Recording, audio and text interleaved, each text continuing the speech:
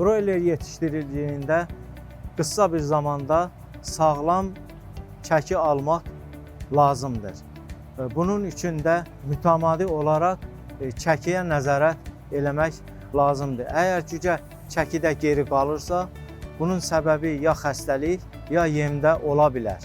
Broilerdə ən azı həftədə bir dəfə çəki çəkmək lazımdır və bu xüsusi bir cədvəl yaradıb, həmən cədvəldə qeyd eləmək lazımdır ki, izləmək daha asan da olsun.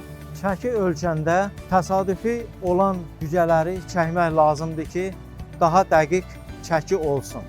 Bunun üçün də küməsin müxtəlif yerlərindən cücələr yığılır və çəkilir və orta çəki götürülür. Ölçməni cücənin yem yediyi vaxtı və ya çəlləklərinin dolu olması vaxtı çəkmək lazımdır ki, daha düzgün nəticə əldə etmək olsun.